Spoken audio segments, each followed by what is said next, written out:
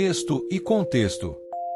Ai dos que são heróis para beber vinho e valentes para misturar bebida forte, que por suborno justificam o ímpio, mas negam justiça ao justo. Por isso, como a língua de fogo devora o restolho, e como a palha se desfaz na chama, assim será a sua raiz como podridão, e as suas flores serão levadas pelo vento como pó, porque rejeitaram a lei do Senhor dos Exércitos e desprezaram a palavra do Santo de Israel. Por isso, a ira do Senhor se acendeu contra o seu povo, ele estendeu contra eles a sua mão e os feriu. Os montes tremeram, e os cadáveres estavam como lixo no meio das ruas. Apesar de tudo isso, a ira dele não se desviou, e a sua mão continua estendida. Isaías 5, 22, 25. No Antigo Oriente, o vinho era uma bebida comum na região, feita de uvas, mel ou tâmaras. As bebidas podiam ser aromatizadas com a adição de ervas e especiarias. Os intoxicantes eram frequentemente consumidos por meio de um tubo longo, semelhante a um canudo, que também servia como filtro. Um papel importante de um líder nacional era estabelecer justiça para aqueles incapazes de garanti-la por si mesmos, os fracos e os desfavorecidos.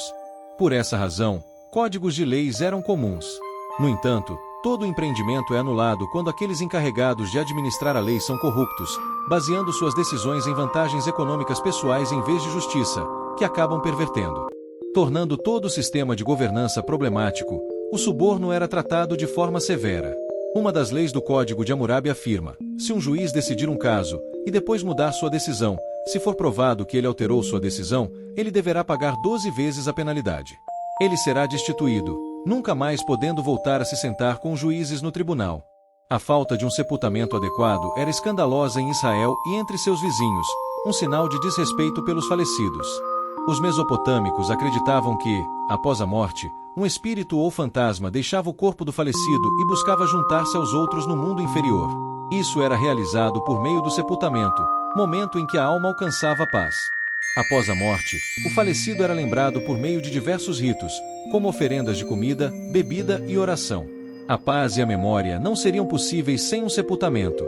Impressão do selo cilíndrico do Antigo Oriente mostra uma cena de banquete, incluindo figuras sentadas bebendo cerveja em tubos longos. Monumento do Código de Hammurabi representa um conjunto de leis escritas, sendo um dos exemplos mais bem preservados desse tipo de texto oriundo da Mesopotâmia. Acredita-se que foi escrito pelo rei Hammurabi, aproximadamente em 772 a.C. Achado arqueológico de uma tumba repleta de oferendas e restos humanos, intacta de 3.600 anos na antiga cidade-estado cananita de Megido.